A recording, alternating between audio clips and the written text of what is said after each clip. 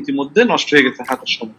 আমরা গত ক্লাসে পড়েছিলাম আমাদের the basic features of the constitution, that means the constitution of the UK constitution. আমি আপনাদের এই ব্যাপারে একটা নোটশিট আমি আপনাদের ওই এইতে দিয়ে দিয়েছি আপনাদের গ্রুপের, যারা ইতিমধ্যে পেয়েছেন ওয়েল এন্ড গুড, আর যারা পান নাই ইতিমধ্যে তারা দয়া করে আপনারা গ্রুপ থেকে এটা ডাউনলোড করে নেবেন, প্রিন্ট আউট করে নেবেন, ঠিক আছে? এখন আসা যাক আমরা যে কথাটা আমরা বলতে চাইছিলাম গত ক্লাসে, সেটা হচ্ছে যে ইউকে কনস্টিটিউশনের বেসিক বিষয়গুলি কি। হ্যাঁ, এই বেসিক সাউন্ড কম কেন? সাউন্ড কি কম? না স্যার ঠিক আছে। না স্যার ঠিক আছে। কে মেসেজ করেছে সাউন্ড কম? আচ্ছা, আমরা গত ক্লাসে বেসিক ফিচার্স গুলি পড়তে গিয়ে আমরা দেখেছিলাম, আমরা বলেছিলাম যে the UK constitution it is an unwritten character constitution, it is not written. আমরা যে কথাগুলো বলেছিলাম এটা আনরিটেন একটা কনস্টিটিউশন, এবং আনরিটেন কনস্টিটিউশনের ক্ষেত্রে এটা বলা যাবে না যে দেয়ার ইজ নো কনস্টিটিউশন। আমি পার্থক্যগুলি আপনাদের সামনে উঠে ধরেছিলাম। কেন বলা যাবে না এটা? মানে এটা লিখিত না তাই বলে যে এটা কি, এটা একেবারে কোনো মানে ওইরো নামে কোনো কনস্টিটিউশন নাই, সেটা বলা যাবে না, ঠিক আছে? আমি সেই ক্ষেত্রে আপনাদেরকে একটা উদাহরণ হিসেবে বলেছিলাম আপনাদেরকে নোটটা এখন দেওয়া যাবে? এখন দেওয়া যাওয়ার কোনো কারণ নেই, এটা যিনি লিখেছেন আর কি। হ্যাঁ, নোটটা কি এখন দেওয়া যাবে? আপনাদের ওই ফাইল ওইখানে আছে, এটা আমি এটা আমি ওইখানে এখন রেখে দিয়েছি, সেখান থেকে আমরা ডাউনলোড করে নিতে পারবেন, নতুন করে দেওয়ার প্রয়োজন হবে না। এই যে কথাটা আমরা বলেছিলাম, there is a existence of the UK constitution. The constitution is unwritten in mood, unwritten in characters. But it doesn't mean that there is no constitution. There is a constitution, like আমরা বলেছিলাম একটা কথা, সেটা হচ্ছে কি ওই যে unwritten এগ্রিমেন্টের মতো, আনরিটেন কন্ট্রাক্টের মতো। আনরিটেন কন্ট্রাক্ট গুলি যেরকম সেরকম এটা একটা আনরিটেন একটা কনস্টিটিউশন। আনরিটেন এগ্রিমেন্ট যেমন অনেক সময় দেখা যায় যে পিতা ভাইয়ে কেমন, ভাই কিছু টাকা লেনদেন হয়েছে, দেখা যায় যে এখানে আসলে একটা এগ্রিমেন্ট করা, একটা কন্ট্রাক্ট করা, টাকার জন্য একটা চুক্তি করা, একটা উকিল সাহেবের কাছে যাওয়া, কোর্ট বিল্ডিং যাওয়া, এটা অনেক সময় দেখা যায় যে এটা আসলে আমাদের সামাজিক প্রেক্ষাপটে আসলে ওইরকম হয়ে ওঠে না। ভাই একটা ঘর বানতেছে, বলে যে আমাকে তুমি 5 লাখ টাকা ধার দিও। বড় ভাইও দেখা যায় ঠিক আছে, ছোট ভাই ঘর বানতেছে, ছোট ভাইকে আমি 5 লাখ টাকা দিলাম, ছোট ভাই ঘর বেঁধে উঠে গেলে আমাকে 5 লাখ টাকা দিয়ে দেবে, এটার জন্য আমাকে একটা উকিলের কাছে যাওয়া, আমার জন্য আবার একটা এগ্রিমেন্ট রেডি করা, এটা আননেসেসারি মনে হয়। অনুরূপ ভাবে সামাজিক ভাবেও স্যার এম্বারেসিং মনে হয়। এক্স্যাক্টলি, এটা অনেক সময় এম্বারেসিং সিচুয়েশন মনে হয়। আবার অনেক সময় দেখা যায় ডেভেলপমেন্টের কারণে ভাই এত বেশি ডেভেলপ, ভাইয়ের সম্পর্কটা এত বেশি ডেভেলপ হয়ে গেছে, ভাইয়ের অবস্থানটা এত বেশি, এক ভাই দেখা যাচ্ছে চিটাগাং ইউনিভার্সিটি টিচার, আরেক ভাই দেখা যাচ্ছে বাংলাদেশ ব্যাংকের ডিজিএম, আরেক ভাই দেখা যাচ্ছে যে ওই একই ফ্যামিলিতে আরেক ভাই দেখা যাচ্ছে যে আরেক জায়গায় আপনার লেকচারার, না হলে দেখা যায় এক ভাই আরেক জায়গায় মনে করেন ধরেন বন্দরের একটা বড় কিছু, না হলে বোন দেখা যাচ্ছে অন্য একজনের, এরকম ডেভেলপ একটা ফ্যামিলি। ওই ফ্যামিলিতে দেখা যায় যে কি 5 লাখ টাকা না 50 লাখ টাকা লেনদেন হইলো, ওদের কাছে কি দরকার হয় না, এগ্রিমেন্টের দরকার হয় না। তো আমি একই উদাহরণটাতে এখানেই আমি আপনাদেরকে দিতে যাচ্ছি।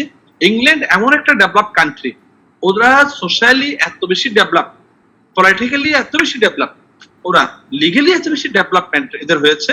এরা মনে করেছে কি আমাদের প্রজা এবং আমরা যারা আছি, আমরা যারা শাসনকর্তা আর আমরা যাদেরকে শাসন করছি, তাদের জন্য আমাদের আসলে এরকম ওই লিখিত কনস্টিটিউশনের খুব একটা প্রয়োজন নাই। আমি ওই দিন বলেছেন কেন কোন কারণগুলি প্রয়োজন নাই। তো ওই ক্ষেত্রে আমরা আরেকটা কিছু আমি একটু রিক্যাপ করি। গত ক্লাসে আমি বলেছিলাম it is a development, it is a part of the constitution, is a part of the development, the historical development of the UK. কোন development? the legal historical development। লেখেন এটা কি, UK এর কনস্টিটিউশনটা হচ্ছে একটা, it is a part, কিসের part? of the historical legal history, UK legal হিস্ট্রির একটা পার্ট এটা। কোনটা? এদের কনস্টিটিউশনটা। এটা গ্রাজুয়ালি ডেভেলপ হয়েছে, গ্রাজুয়ালি এটা ডেভেলপ হয়েছে। এটা আমরা আরো পড়বো কিছুক্ষণ পরে। আমরা ওইখানে গিয়ে 9টা কারণ দেখিয়েছিলাম, কোন কোনটা যদি রিটেন কোন কনস্টিটিউশন নয়, 9টা জিনিস আমরা ওই দিন দেখিয়েছিলাম, মনে আছে আপনাদের? একটা হচ্ছে, শুনতে পাচ্ছেন আমাকে? হ্যাঁ, আমরা বলেছিলাম ওই দিন দ্য হিস্ট্রিক্যাল ডকুমেন্টস গুলো কি কি। It includes the historical documents. Historical মানে দ্য লিগ্যাল হিস্ট্রি ডকুমেন্ট, এখানে হিস্ট্রিক্যাল ডকুমেন্ট বলতে দ্য লিগ্যাল হিস্ট্রিক্যাল ডকুমেন্টস। তারপর আমরা বলেছিলাম the parliamentary institute, judicial decision, আমরা বলেছিলাম কনস্টিটিউশনাল ক্যারেক্টার, তারপর সেখানে আমরা বলেছিলাম ম্যাগনা কার্টার কথা, পিটিশন অফ রাইটস এর কথা, বিল অফ রাইটস এর কথা, পার্লামেন্টারি অ্যাক্ট এর কথা। আমরা এই কথাগুলো বলেছিলাম, এরকম 9টা জিনিস আমরা বলেছিলাম যে এগুলিও কি, they are the part and parcel of the UK constitution. অর্থাৎ আমাদের যদি কোশ্চেন আসে যে ইউকে কনস্টিটিউশন বলতে বাস্তবে কোনো কনস্টিটিউশন নাই, আনসারটা হবে কি, আমি বলেছিলাম it is no, there is a constitution but they have not the written constitution. বুঝতে পেরেছি? তাদের অবশ্যই কি আছে, একটা কনস্টিটিউশন আছে। সেই কনস্টিটিউশনটা মোস্টলি কি লিখবেন, লিখিত, কনস্টিটিউশন। যারা বাংলা লিখবেন তাহলে অধিকাংশ ক্ষেত্রে অলিখিত। তারপরও অলিখিত হলো তাদের বেশ কিছু, ওইটা কিসের কিসের পার্ট, সেটা হচ্ছে হিস্ট্রিক্যাল লিগ্যাল হিস্ট্রিক্যাল, যেমন লিগ্যাল হিস্ট্রিক্যাল। উদাহরণস্বরূপ আপনারা ম্যাগনা কার্টা বলতে পারেন। Magna কার্টা is separate documents but it is A part of the constitution. কেমন? আবার আপনারা বিল অফ রাইটস এর কথা বলতে পারেন। আপনি ওই দিন জিজ্ঞেস করেছেন, এগুলোর নাম শুনেছেন আগে, ম্যাগনা কার্টা, বিল অফ রাইটস। হ্যাঁ, আরগুলি আমি না হলে নাই বললাম, কিন্তু এই দুইটা নিয়ে আমি আপনাদের কাছে একটু আলোচনা করি। আপনারা যেমন হিস্ট্রিক্যাল ডকুমেন্টস গুলি আমরা আস্তে আস্তে দেখবো। পার্লামেন্টারি ইনস্টিটিউট গুলি, যেমন মানে পার্লামেন্টারি ইনস্টিটিউট, আমরা এখানে লেখা আছে 1911, 1949। হ্যাঁ, এখানে আমি একটু ওইখানে দিয়েছি। এইগুলো হচ্ছে পার্লামেন্টারি ইনস্টিটিউট। তাও জুডিশিয়াল ডিসিশন, হ্যাঁ, আপনাদেরকে বড় বড় ডিসিশন গুলি পড়ানো হবে। হ্যাঁ, বড় বড় হিস্ট্রিক্যাল ডেভেলপমেন্ট গুলি, অর্থাৎ সোজা কথা জুডিশিয়াল ডিসিশন হচ্ছে জুডিশিয়াল বডি কি কি সিদ্ধান্ত কনস্টিটিউশন সম্পর্কে কি কি সিদ্ধান্ত দিয়েছে। যেমন একটা সিদ্ধান্ত এরকম আপনারা করবেন, এই যে কিছু আপনারা এতদিন ছিল ইউরোপিয়ান ইউনিয়ন, আপনার নাম শুনেছেন। হ্যাঁ, যারা কিছুটা ওই ইন্টারন্যাশনাল পলিটিক্স সম্পর্কে পড়তে চান কিংবা জানতে চান, হ্যাঁ, ওইখানে আপনারা দেখেছেন এতদিন আপনারা এ ছিল কি, ওই ইউকে ইউরোপিয়ান ইউনিয়নের অন্তর্ভুক্ত ছিল। রিসেন্টলি এই গত বছর থেকে এরা ইউরোপিয়ান ইউনিয়ন থেকে বের হয়ে গেছে।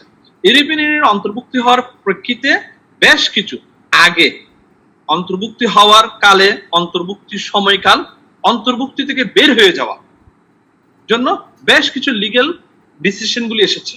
হ্যাঁ, এই যে এইরকম একটা ডিসিশন এসেছে আপনার কস্টা ভার্সেস অ্যানাল, লিখে রাখেন COSTA, কস্টা ভার্সেস অ্যানাল।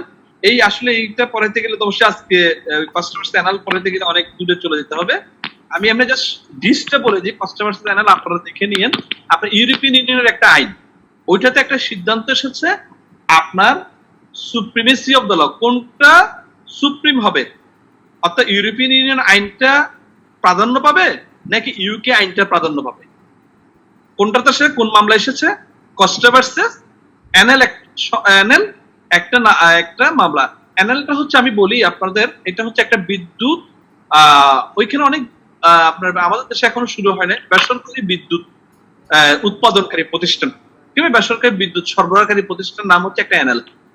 কেমন? ENELL মনে হয়, অনেকদিন আগে পড়েছি আমি যতটুকু মনে পড়ে আর কি। হ্যাঁ, ওই কস্টা ভার্সেস অ্যানাল, এই মামলাটা, কস্টা হচ্ছে একটা কফি হাউস। আপনারা অনেক সময় দেখবেন, আপনারা ওই যে ফিল্মগুলো দেখবেন, আপনার কস্টা কফি হাউস, কস্টা কফি হাউস থেকে 1 পাউন্ডের একটা বিদ্যুৎ বিল নিয়ে মামলাটা শুরু হয়েছিল। মামলার ভ্যালুটা ছিল 1 পাউন্ড। ঠিক আছে, মামলাটা করেছে ওই অ্যানাল নামে ওই প্রতিষ্ঠানটা, ওই বিদ্যুৎ সরবরাহকারী প্রতিষ্ঠানটা। বিবাদী করা হয়েছিল, বলা হয়েছে তোমাদের কাছে আমরা 1 পাউন্ড বিল পাবো। এটা নিয়ে মামলাটা হইতে হইতে হইতে হইতে গিয়ে ওই আর 1 পাউন্ড পাওনা দাওনা নাই, এটা এত বেশি ডেভেলপ হয়েছে মামলাটা, যেতে ইউকে সুপ্রিম কোর্ট পর্যন্ত গিয়েছে এই 1 পাউন্ডের মামলাটা। ওইখান থেকে গিয়ে মামলাটা ইউরোপিয়ান ইউনিয়নের ECJ, European court of justice পর্যন্ত গিয়েছে মামলাটা। ঠিক আছে, এই মামলাটাতে গিয়ে একটা ডিসিশন হচ্ছে আপনাদের যেটা দরকার ওই মামলাটার মধ্যে ওইটাতে বলা হয়েছে the supremacy of the constitution, কোনটা সুপ্রিমেসি থাকবে, the constitution will supreme or the European union will supreme. এই সিদ্ধান্তটা এটাও এই মামলার যে ডিসিশনটা আছে দ্যাট ইজ দ্য ওই যে বললাম judicial decision, that is the part and parcel of the UK constitution. বুঝতে পেরেছে? জি স্যার, বুঝেছি।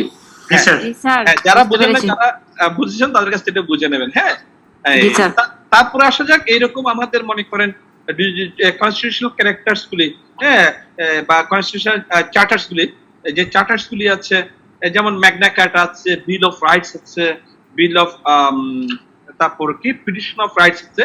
তো আমি এগুলি সম্পর্কে হালকা একটু ধারণা আপনাদেরকে দিই, আপনারা লিখতে পারেন। যেমন মনে করেন আসলে এই তিনটা বিশেষ করে সনগুলি দেখেন, আপনারা দেখলে দেখবেন ম্যাগনা কার্টার কথা ধরেন 1215 সালে।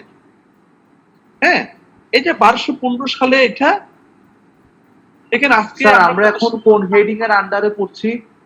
যে স্যার যে জিনিসটা পড়ছি আমরা এখন, ওটা স্যার মানে হেডিংটা কি, মানে কোন সাবজেক্ট? হেডিংটা হচ্ছে ওই যে কি আনরিটেন ক্যারেক্টারটা। আচ্ছা স্যার, জি স্যার। আনরিটেন ক্যারেক্টারের মধ্যে এগুলি আসবে। আপনার যদি ওই যে ওখানে একটা কোশ্চেন আছে, আমি বললাম প্রায় সময় আসে ইউকে কনস্টিটিউশন বলতে কোন কনস্টিটিউশনে নাই, এরকম হলে অনেক সময় দেয়ার ইজ নো কনস্টিটিউশন, হ্যাঁ, in the name of English constitution, এরকম আসে অনেক সময়। There is no existence of the UK constitution, হরেক রকম ঘুরে ফিরে এরকম একটা কোশ্চেন দেয়। যেমন বলা হয় যে মানে ইউকে কনস্টিটিউশন, এগুলি বললে আপনাদের এই আমি যে ডিসকাশন গুলি করতেছি আপনারা এই ডিসকাশন গুলি এখানে করতে হবে। আপনারা কষ্ট করে আমার ক্লাসে একটু কলম খাতা একটু হাতের কাছে রাখতে হবে, ঠিক আছে? আমি যে কথাগুলি বলি এগুলি আপনার লিখতে হবে, লিখে আপনারা বাসায় গিয়ে এগুলির সাথে আর কিছু অ্যাড করলে হয়ে যাবে। আসা যাক, আমি যে বললাম যে ইউকে কনস্টিটিউশন নাই বলে তাহলে আমরা বলতে পারতেছি অবশ্যই ইউকে কনস্টিটিউশন আছে। এই যেমন Magna কার্টা, that is a part and parcel of the UK constitution. Bill of rights is one kind of the one part of the constitution. Petition of rights part of the constitution. আপনারা এইভাবে লিখতে হবে। এবার আসলে আমরা দেখেন সনগুলি দেখেন, একটা হচ্ছে যে 1215, সেটা কি খাতায় দেখেন না, নোটে দেখেন কি সেটা ম্যাগনা কার্টা কোন সালের? 1215। আপনি দেখেন তাহলে আজকে আপনি কোন সালে আছেন? 2021 আছেন আপনার। তাহলে আমরা 1215 কত বছর, এটা আপনারা হিসাব করে দেখেন কত। এরপর একটা দেখেন 1628, হ্যাঁ 850 বছরের দেখেন ইতিহাস তাদের। তাহলে কনস্টিটিউশনটা আমাদের মতো না, এই ভারতের মতো না, এই দিনের না। কে বলেছে মানে কনস্টিটিউশন নাই? কনস্টিটিউশন আজকে না, 850 বছর আগে কনস্টিটিউশন ছিল এদের। শুধু আজকে না, মোর দেন 800 ইয়ার্স আগে এটা তাদের একটা কনস্টিটিউশন ছিল। এবার আসলে দেখেন এরপর আপনি দেখেন 1628, তাই না? পেয়েছেন আপনারা? জি স্যার। হ্যাঁ, পিটিশন অফ রাইটস, তারপর হচ্ছে 1689। আমরা একটু পুরানো থেকে যাই, ম্যাগনা কার্টা, এটাকে বলা হয় ইট is a royal charter of the rights. এটা কি একটা রয়্যাল চার্টার, রাজকীয় একটা সনদ। কিসের? মানুষের অধিকারের একটা রাজকীয় সনদ। এটা সাংবিধানিক শাসনের সূচনাপত্র। কোনটা লিখতে পারছেন? ম্যাগনা কার্টা লিখতে পারছেন? তাহলে ম্যাগনা কার্টা আমরা বলছি it is a royal character of rights agreed to by the king. এটা কিং তৎকালীন কিং, হ্যাঁ, কিং জন ছিল, কেমন ওই কিং এই এটা কি মানুষের অধিকারগুলি কি করেছে, এগ্রি করেছে। এটা কোন সালে? মানুষের 1215 সালে। 1215 সালে মানুষের অধিকার নেয়।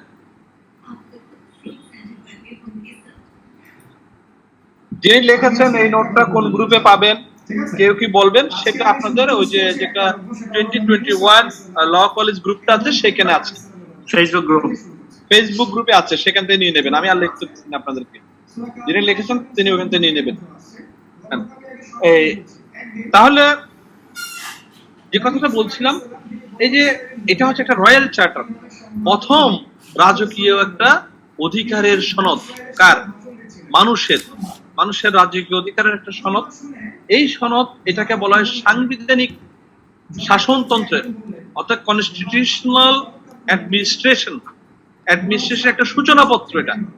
এটা দিয়ে মানুষকে প্রথমবারের মতো শাসন করা হয়েছে। প্রথমবার মানুষকে শাসন করার জন্য যে আইনের প্রয়োজন হয়েছে, যে আইনটাকে কি করা হয়েছে, যে আইনটাকে মানুষের অধিকার স্বীকৃতি দেওয়া হয়েছে, সেই আইনটা সেই আইনটা কি করা হয়েছে, কোথায় দেওয়া হয়েছে?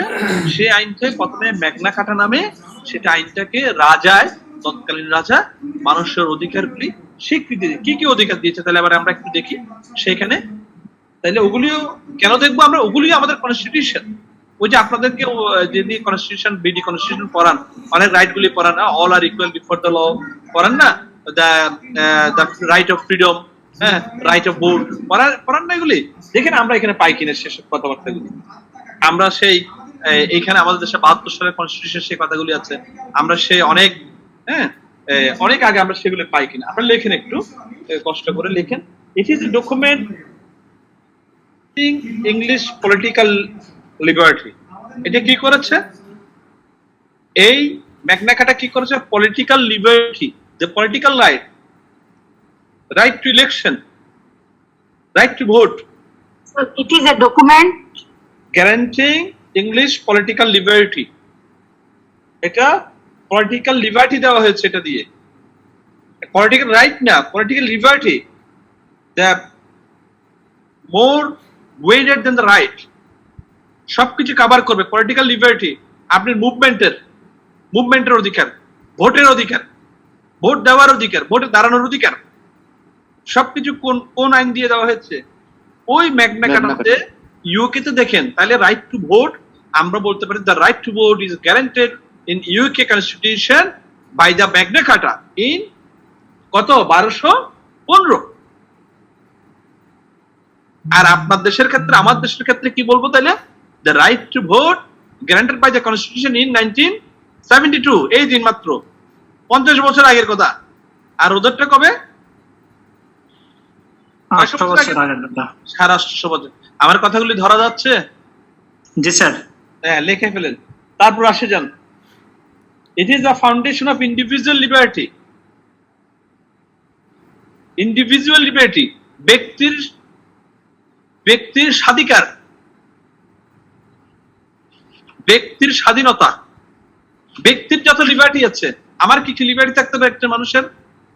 আমার রাইট টু সার্ভাইভ, বেঁচে থাকার অধিকার আছে আমার, তাই না? Right to food, right two cloth, right two education. আচ্ছা, এগুলি আমার কনস্টিটিউশন দেওয়া আছে না বাংলাদেশ কনস্টিটিউশনে? জি স্যার। অনুভব ভারতের কনস্টিটিউশন ধরেন 100 বছর আগের কথা, 47 সাল কবে কার, তাও তো 100 বছর হবে না। তা না হলে মনে করেন ওদের 1947 নেওয়া হয়েছে এগুলি। ওইরকম পাকিস্তানে একই অবস্থা। এই যে মনে করেন সমসাময়িক আমাদের এইখানে কনস্টিটিউশন গুলো, অধিকার গুলো আমরা পেয়েছি এই জিনিস। আর ওরা অধিকার গুলি আমরা যারা বলি ইউকে কনস্টিটিউশন নামে কোনো কনস্টিটিউশন নাই, তারা আসলে কি এইসব জিনিসের সাথে ওরা মিলাইতে পারে না। ওরা বলতে কি ইউকে বলতে আমার কনস্টিটিউশনটা অবশ্যই আছে, বাট আমার কনস্টিটিউশনটা কি না, লিখিত আকারে এক জায়গায় নাই, শুধু পার্থক্যটা হচ্ছে এই জায়গায়। এইটাও আমার কনস্টিটিউশন, ম্যাগনা কার্টাও আমার কনস্টিটিউশন। তাহলে আসা যাক, আমি বললাম রাইট টু ইন্ডিভিজুয়াল, তাহলে কি বললাম? Right to vote, right to survive, right to food, right two cloth, right two education, right two ধরেন কি আমার ধর্মীয় স্বাধীনতা, রাইট টু রিলিজিয়ন, আমার রাইট টু এই যে মানে ট্রিটমেন্ট, আমার চিকিৎসার অধিকার, সবগুলি ইন্ডিভিজুয়াল লিবার্টি মধ্যে তারা কভার করেছে। কবে? ওই সেই একই কথা আগে। আরো কি দেওয়া হয়েছে? রাইট অফ সার্চ, কেমন? To be free governmental interference. এর কিং এর, গভর্নমেন্টের কোন রকম ইন্টারফেয়ার ছাড়া মানুষের ধর্মীয় স্বাধীনতা, চার্চে যাওয়ার, মন্দিরে যাওয়ার স্বাধীনতা তার। রাইট অফ সার্চ, কেমন? ওই চার্চের, মন্দিরের স্বাধীনতা, ধর্মের স্বাধীনতা, তারটাও সেই ওই ম্যাগনা কার্টাতেই আছে। কেমন? আরো আছে কি right of own and inherent property. Own মানে অর্জন করা, আমি একটা প্রপার্টি অর্জন করব সেটার অধিকার। আমি একটা প্রপার্টি ইনহেরিট করব, আমার ফাদার অ্যাবসেন্সে আমি এই প্রপার্টিটার মালিক হব। হ্যাঁ, আমার দাদার অ্যাবসেন্স আমার ফাদার মালিক হবে। এই যে রাইট টু ইনহেরিট আমাদের দেশে, হ্যাঁ, ওই ইনহেরিটটা তারা সেখানে ম্যাগনা কার্টাতে অন্তর্ভুক্ত করে তৎকালীন রাজা 1215 সালে মানুষের মানুষের অধিকারগুলি কি করেছে, মানুষের অধিকারগুলিকে স্বীকৃতি দেওয়া হয়েছে। আরো আছে protection from excessive tax. Excessive tax অতিরিক্ত কর আদায় করা। যেমন মনে করেন, ধরেন আমাদের দেশে যারা ইনকাম ট্যাক্স দেয়, হরেক রকম ঝুট ঝামেলা, তাদের গভর্নমেন্টকে ট্যাক্স দেয়। কেন, কোথায় থেকে সম্পদ পাইলেন, আপনার ট্যাক্স কত পড়াবে, কিভাবে পাইলেন সম্পদটা, হ্যাঁ, আপনি বৈধ পথে ইনকাম করছেন কত, অবৈধ পথে কত ইনকাম করেছেন, আপনি কত টাকা ট্যাক্স আগে দিয়েছেন, হ্যাঁ, আপনি তারপর মনে করেন গাড়ির বাবদ কত ট্যাক্স দিচ্ছেন, হরেক রকম প্রেসারাইজ করা হয় কোথায়, লতে। এখানে বলা হয়েছে প্রোটেকশন ফ্রম এক্সেসিভ ট্যাক্স। আবার দেখা যাচ্ছে আমাদের কাছে ট্যাক্স দেখেন, যারা ট্যাক্স দেওয়ার অধিক না, 3 লাখ বলা হয়েছে কি, 3 লাখ বর্তমান আইনে মনে হয় 3,50,000 টাকা ট্যাক্স ফ্রি। কিন্তু আপনি মিষ্টির দোকানে যান, আপনার কাছে ট্যাক্স নিয়ে ফেলা হচ্ছে। আপনি কাপড় কিনতে যান, ট্যাক্স নিয়ে ফেলা হচ্ছে। আপনার কাছে দেখা হচ্ছে আপনি 3 লাখ টাকা ইনকাম করেন কিনা বাৎসরিক। তাহলে কি করা হচ্ছে, এক্সেসিভ ট্যাক্স গুলি আদায় করা হচ্ছে আমাদের দেশে।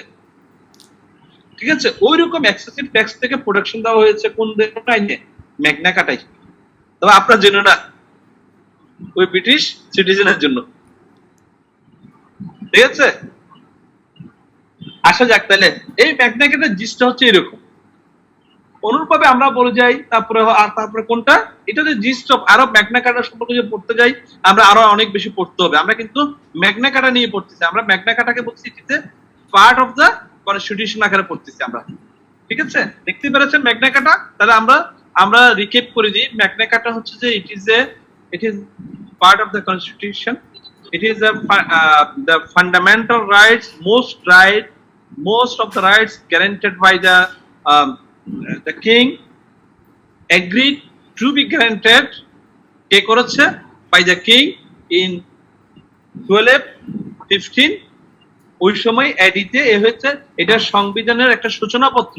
মানুষের একটা নাগরিক অধিকারের যত রকম আছে, মানুষের অধিকারগুলি মানুষ পাওয়ার জন্য যত কিছু আছে, সবকিছুই জিসটা, মূল নির্যাসটা ম্যাগনা কার্টাতে বলা হয়েছে। সেজন্য বলা হয় যে Magna কার্টা it is the foundation of the all constitution. এটা সমস্ত কনস্টিটিউশন একটা ফাউন্ডেশন।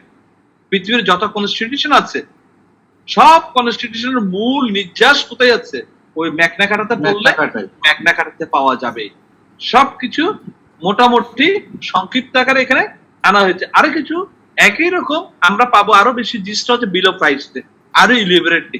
আমরা এবার চলে যাই আর 1628 সালেরটাতে। এটা কি নিয়ে আলোচনা করেছে? এটা আলোচনা করেছে দ্য পিটিশন অফ রাইটস। জানাবেন 16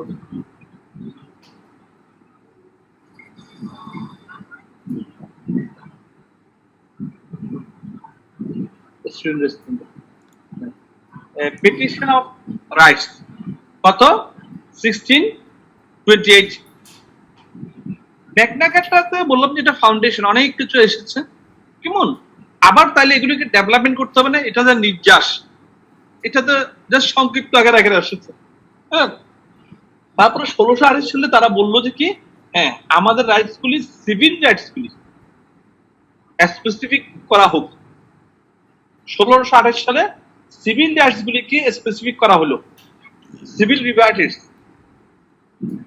আমাদের, যেমন মনে করেন সিভিল লিবার্টিস কি, আপনার রাইট টু ভোট একটা মানুষের, হ্যাঁ, একটা মানুষের তার শিক্ষা, বাসস্থান, চিকিৎসা, বাসস্থান ইত্যাদি গুলোকে আরেকটু করা হয়েছে, আরেকটু স্পেসিফিক করা হয়েছে। এখানে কি কি এসেছে? এখানে এসেছে taxation without consent of the parliament. পার্লামেন্টের কনসেন্ট ছাড়া ট্যাক্স আদায় করা যাবে না। কোথায় এসেছে? ওইখানে বলা হয়েছে রাইটস ওইখানে বলা হয়েছে এক্সেসিভ রাইটস নেওয়া যাবে না, এটাকে আরো একটু কনফাইন করা হয়েছে। তুমি ট্যাক্স নাও, কিন্তু পার্লামেন্টে আসতে হবে, অনুমতি নিয়ে আসতে হবে। এই কথার কথায় মিষ্টির দোকানের উপর ভ্যাট বসাই দিবা, কথার কথায় ব্রেডের উপর একটা ব্রেড কিনতে যাবা, সেখানে মনে হয় ব্রেডের দাম 40 টাকা, ভ্যাট সহ 5 টাকা 45 টাকা নিয়ে ফেলবা, সেরকম করা যাবে না। ঠিক আছে? তারপর বলা হচ্ছে ইমপ্রিজনমেন্ট উইদাউট কজ। একজন ইমপ্রিজনমেন্ট উইদাউট এনি কজ, কোন রকম কারণ ছাড়া, কোনো কারণ ছাড়া মানুষকে আটকে রাখতে পারবা না।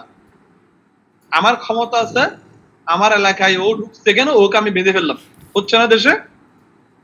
বলা হচ্ছে হ্যাঁ এটার অমুকের ওইখানে অমুক গেছে, তাকে ওইখানে আটকে ফেলা হয়েছে, সেরকম মানুষ আটকে ফেলছে। তারপর আমাদের বাহিনীগুলি আছে দেশে, বিভিন্ন মনে করেন নামে বেনামে বাহিনী আছে, সরকারি মনে করেন পুলিশ সংস্থা আছে, র্যাব আছে, ডিবি আছে, কোথায় একটা মানুষকে নিয়ে আটকে রাখছে, কোন রকম খবর নাই, কোন রকম কি করা হচ্ছে না, কোন রকম যে তার যে ভায়োলেশন হচ্ছে রাইটসটার, সেটা নিয়ে কোন রকম কথাবার্তা হচ্ছে না। সেরকম কোন মানুষকে তার কোন একটা কারণ, হ্যাঁ তাকে আটকায় রাখা যাবে, আমাদের কনস্টিটিউশনে বলা হয়েছে তাকে আটকে রাখা যাবে। কোন ক্ষেত্রে তাকে আটকে রাখা যাবে? সে যদি রাষ্ট্রের জন্য হার্মফুল কোনো কিছু করে, সে আইন যদি ভঙ্গ করে। এখন বলা হয় যেমন আমাদের প্যানাল কোর্টে সম্ভবত, হ্যাঁ প্যানাল কোর্টে 154-এ বলা হয়েছে, কেমন প্যানাল কোর্টে সিআরপিসি যাই হোক যে কোনো একটাতে বলা হয়েছে, 154-এ বলা হয়েছে যদি কগনিজেবল, সিআরপিসি তে বলা হয়েছে কি কগনিজেবল অফেন্স আপনাদেরকে পড়াবে, একটা হচ্ছে কগনিজেবল, একটা নন কগনিজেবল অফেন্স। একটা মানুষ একটা আমলযোগ্য অপরাধ কগনিজেবল অফেন্স করে যদি রাস্তায় করে, আপনি তাকে আটকে রাখতে পারবেন, কিন্তু তাকে আপনি মারতে পারবেন না। তাকে কতটুকু আটকে রাখতে পারবেন? যতক্ষণ until the government force will come, যতক্ষণ পর্যন্ত গভর্নমেন্ট ফোর্স আসবে না তাকে আপনি এখানে বসায় রাখতে পারবেন, তাকে মারতে পারবেন না। সে যদি দেখা যায় যে মনে করেন একটা বিস্ফোরক দ্রব্য নিয়ে আপনার ট্রান্সফরমার ধ্বংস করে দিচ্ছে এখানে, তাকে আপনি গিয়ে অবশ্যই আটকে ফেলতে পারবেন, সেটা আমাদের আইনে অনুমোদন আছে। ঠিক আছে? এইরকম যদি কোনো যদি কি হয় আপনার কজ থাকে, তাকে অবশ্যই আপনি আটকে দেন, কজ ছাড়া কোন রকম কারণ ছাড়া আপনি তাকে ঘর থেকে উঠে নিয়ে যাবেন রাত্রেবেলায় সাদা পোশাকে এসে ঘর থেকে আপনি তাকে, হ্যাঁ আপনাকে ডিবি অফিসে নিয়ে যাইতে হবে, আপনাকে থানায় যাইতে হবে বলে আপনি মনে করেন কি রাষ্ট্রীয় বাহিনী কিংবা রাষ্ট্র অযাচিত বাহিনীগুলি আপনাকে উঠাই নিয়ে যাবে, সেই অধিকারটা আপনাকে কি করা হয়েছে, বলা হয়েছে কি সেই রকম আপনার imprisonment without cause is illegal. কেমন আপনার, হ্যাঁ আপনার এই যে মনে করেন ওই যে সভ্যতার, ওরা যে মনে করেন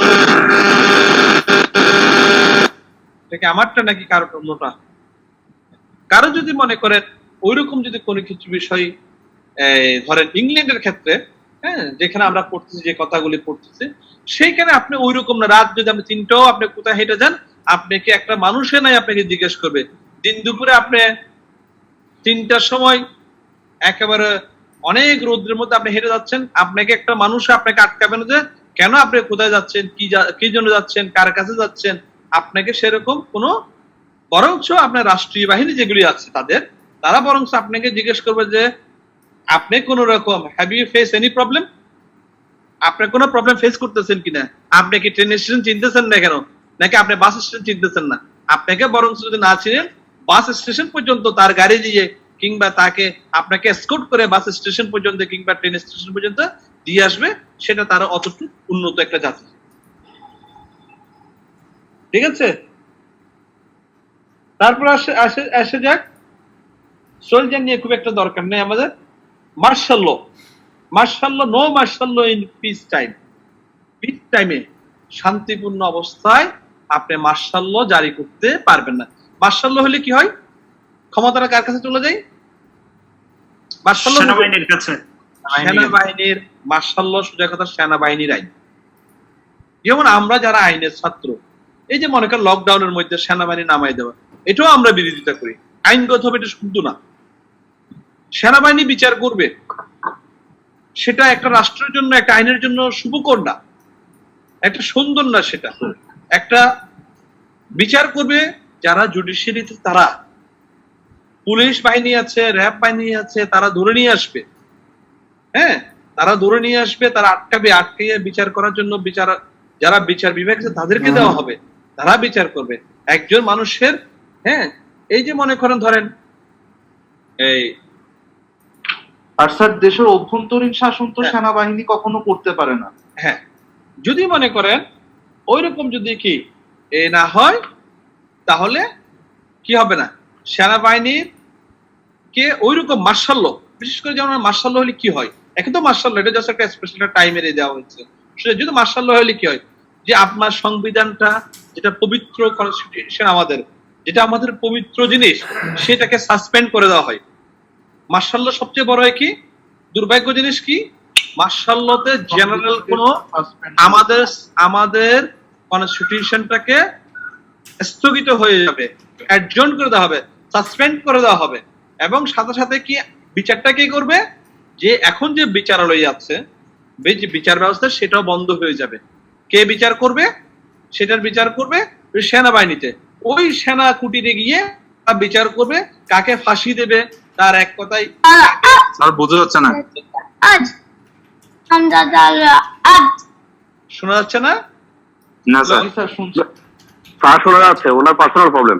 হ্যাঁ, যদি কেউ একজন এই করেছেন, মিউট করেন আপনারা।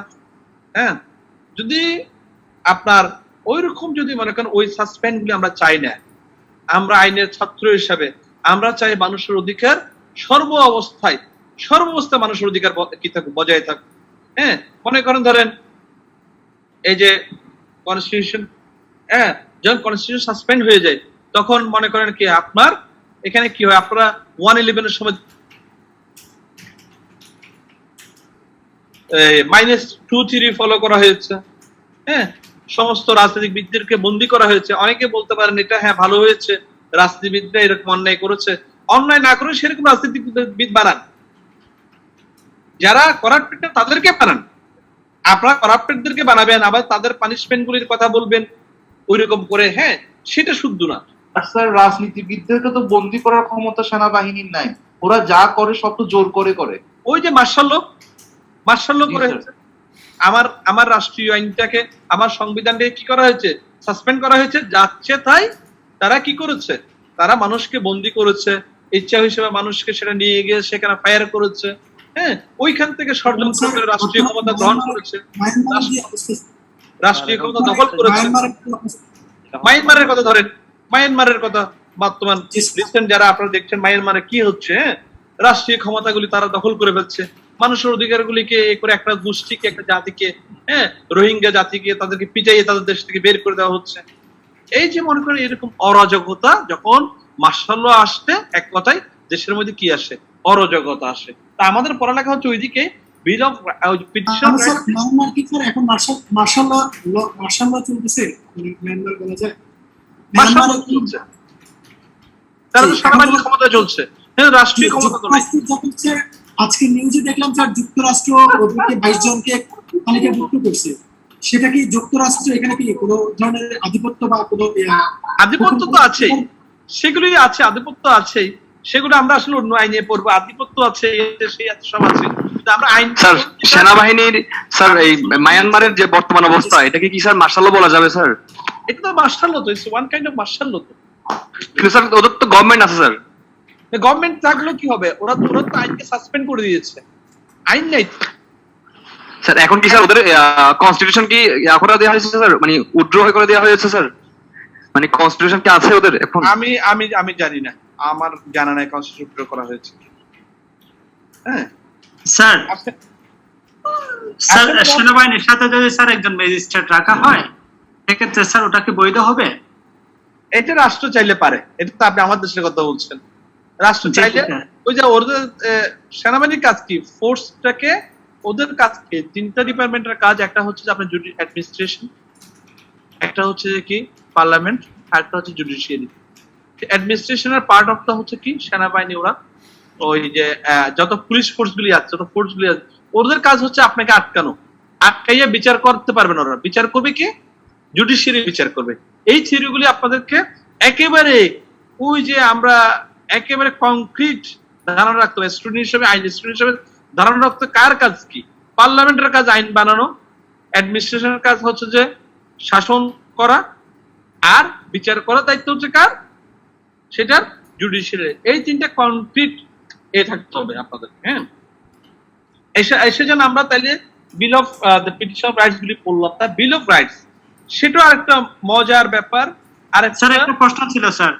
হ্যাঁ করেন স্যার, এখানে যে মোবাইল কোর্টের যে স্যার ম্যাজিস্ট্রেট থাকে, ওনারা তো জুডিশিয়ারি কেউ না, ওনারা তো প্রশাসনের লোক, পড়াশোনা করা জুডিশিয়ারি। কিন্তু সমস্যা এখন সমস্যা হয়ে গেছে আমাদের দেশে, ওদেরকে মাঝে মধ্যে জুডিশিয়াল ক্ষমতাটা দেওয়া হচ্ছে, যেটা আমরা আইনের স্টুডেন্ট হিসাবে আমরা যেটার বিরোধিতা করি। এটা একজন সেনাবাহিনীর অফিসারকে জুডিশিয়াল ম্যাজিস্ট্রেসি পাওয়ার দেওয়া যেতে পারে না, ঠিক আছে? কারণ এটা দিলে মানুষের অধিকার লঙ্ঘিত হবে। স্যার ইএনও আর স্যার ইএনওকে দিচ্ছে আর এসিডেন্টকে দিচ্ছে ওই বিষয়টা। ইউনো তো সাথে জুডিশিয়াল অফিসারের মতো, সে অ্যাডমিনিস্ট্রেট করলো, সে তো জুডিশিয়ালের অংশ, তার জুডিশিয়াল পাওয়ার আছে ইউনের কাছে, ঠিক আছে? জি স্যার। আচ্ছা যাক, আমরা চলে যাই। আমরা ইউএনওর কাছে কি কোনো লোড কনসেপ্ট থাকে আছে?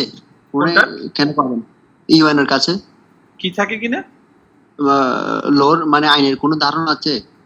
থাকবে তো, ওরা মাঝে মাঝে জুডিশিয়াল কাজ করে তো ইউনো হয়তো ওরা ডাইরেক্ট আর ওরা তো বিসিএস ক্যাডার, ওদের তো ধারণা অবশ্যই থাকবে। ওরা জুডিশিয়াল অফিসার হিসেবে কাজ করেছে, লো সম্পর্কে জানা না।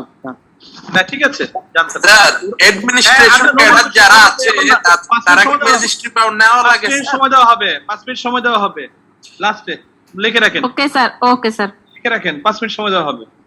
হ্যাঁ, তারপরে চলো বিল অফ রাইটস চলে আসেন। এটা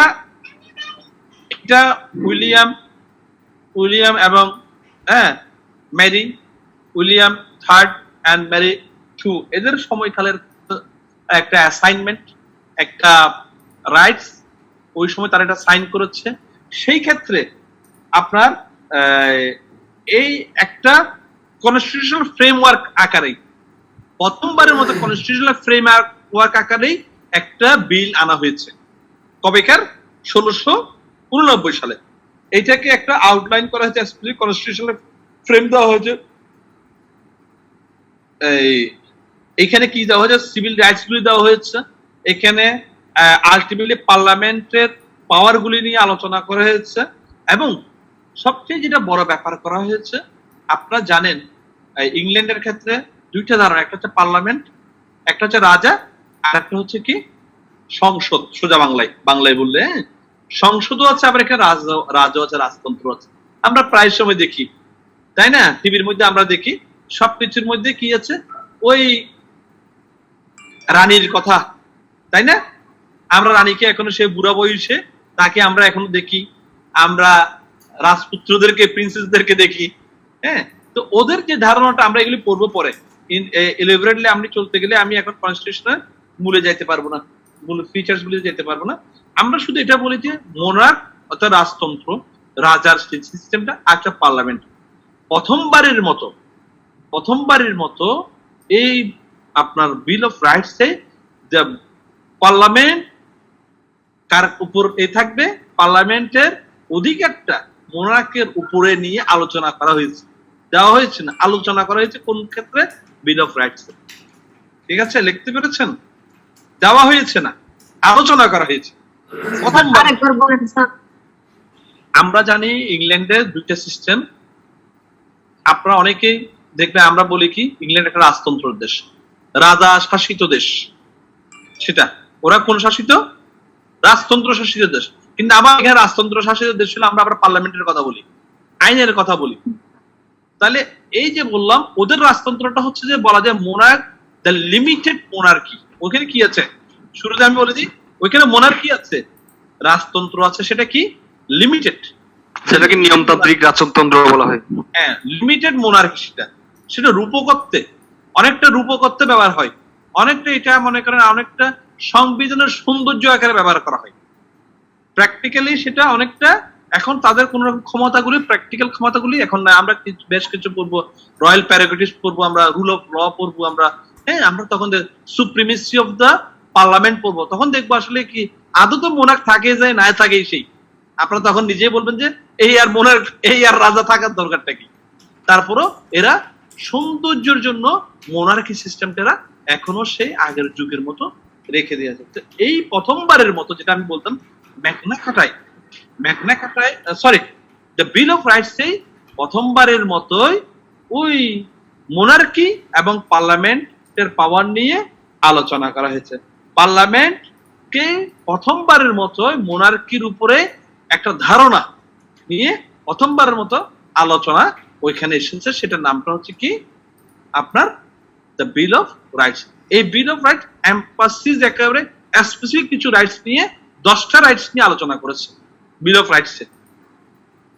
আপনারা দেখবেন সেখানে ভালো ভালো রাইটস গুলি আলোচনা করে। সবগুলি রাইটস আমাদের এখানে পড়ার দরকার নাই, আমরা অনেকগুলি বলেছি সেখানে। যেমন মনে করেন আমরা রিলিজিয়নের ফ্রিডমের কথা বলেছি, তারপরে হচ্ছে তারপরে আমাদের রাইট টু স্পিচ আছে, রাইট টু প্রেস আছে, রাইট টু অ্যাসেম্বলি আছে, রাইট টু পিটিশন আছে, ইত্যাদি কিছু। এবং সাথে মনে করেন প্রথমে ওইখানে নতুন ভাবে আলোচনা করা হয়েছে সেটা হচ্ছে fair trial, right of trial by the jury in civil case.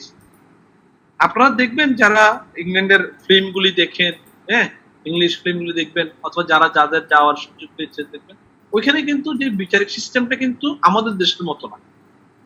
ওইখানে একটা জুরি সিস্টেম আছে, অর্থাৎ বিচারক থাকবে, বিচারক নিয়োগ হবে, সেখানে একটা প্যানেল বোর্ড থাকবে।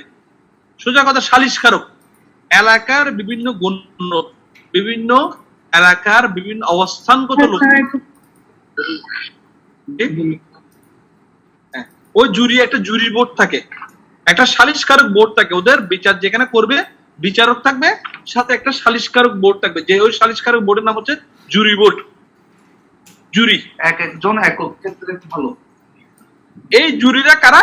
জুরিরা হচ্ছে যে মনে করেন ধরেন ইউনিভার্সিটি টিচার কিংবা মনে করেন বিভিন্ন অবস্থানের তাদের একটা অবস্থান আছে, বিভিন্ন অবস্থান, হয়তো টিচার তিনি, ইঞ্জিনিয়ার তিনি, সোসাইটির বিভিন্ন অবস্থানগত লোক, ওদেরকে নেওয়া হয়। কেন নেওয়া হয় আমরা জানি। স্যার ওদেরকে কি পার্লামেন্ট সিলেক্ট করে? না, এইটা ওদের জুডিশিয়ারি বোর্ড গুলি আছে, জুডিশিয়ারি বোর্ড গুলি, ওটা ওদেরকে অধিকার দেওয়া হয়েছে। যেমন মনে করেন ওইখানে যে জুডিশিয়ারি বোর্ড গুলি আছে, আপনার মনে করেন ধরেন ক্রাউন কোর্ট আছে, ওদের এখানে ক্রাউন কোর্টে ধরেন আমরা যখন ছিলাম তখন ক্রাউন কোর্টে প্রায় যাওয়ার, কিন্তু ওই ক্রাউন কোর্টের মধ্যে কে কে জুরি হবে, কয়জন জুরি হবে, ওই কোর্ট এগুলো ঠিক করে নেবে কে কে জুরি হইতে পারবে। ওই একটা জুরি বোর্ড থাকে। সোজা কথা আপনি এতটুকু বুঝে নেন, বিচারক থাকবে রাষ্ট্রীয় বিচারক, সাথে আবার রাষ্ট্রীয় বিচারকের সাথে তাকে হেল্প করার জন্য একটা সালিশ বোর্ড থাকবে। ওই সালিশ বোর্ডের নাম হচ্ছে জুরি। এই সিস্টেমটা আজকে হয় নাই।